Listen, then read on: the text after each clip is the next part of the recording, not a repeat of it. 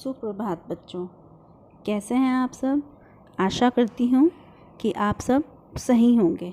आज हम आपकी हिंदी की पाठ्य पुस्तक गुंजन का पाठ 2 पढ़ेंगे।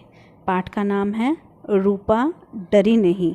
सबसे पहले बातों बातों में, हमारे देश में राष्ट्रीय वीरता पुरस्कार किसे देते हैं। हमारे देश में राष्ट्रीय वीरता पुरस्कार बहादुर बच्चों को दिया जाता है और यह पुरस्कार हर वर्ष 26 जनवरी को दिया जाता है। जो मुसीबतों का डटकर मुकाबला करते हैं वे क्या कहलाते हैं। जो मुसीबतों का डटकर मुकाबला करते हैं वे निडर कहलाते हैं। चलिए अब पाठ को पढ़ते हैं। रूपा एक निडर लड़की थी। निडर का मतलब जो किसी से डरते नहीं हैं। रूपा एक निडर लड़की थी। उसे पढ़ने का बहुत शौक़ था। वह खेल कूद में भी चुस्त थी। एक दिन वह रुचि, रूपक और मनीष के साथ चोर सिपाही खेल रही थी। रुचि, रूपक और मनीष ये रूपा के दोस्तों के नाम हैं। मनीष चोर बनकर कहीं दूर जा छिपा था।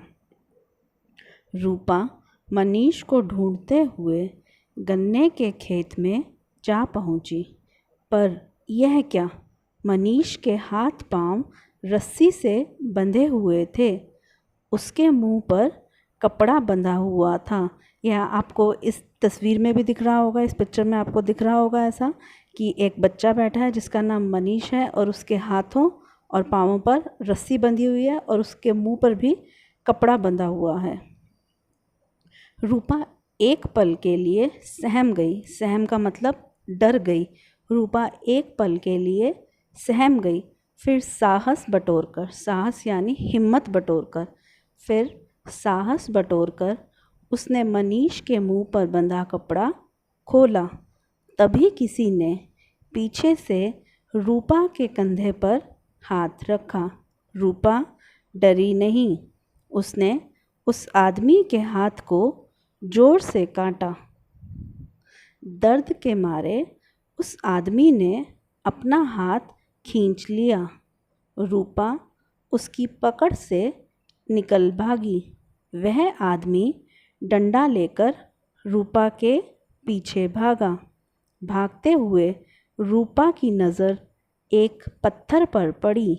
उसने पत्थर उठाया और उस आदमी की ओर ज़ोर से फेंका। निशाना ठीक बैठा। उसके सिर से खून बहने लगा।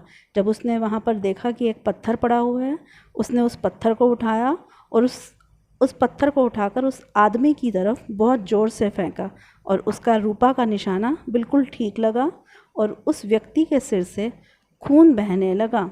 उसकी आँखों के आगे अंधेरा छा गया। वह लड़खड़ाकर गिर पड़ा।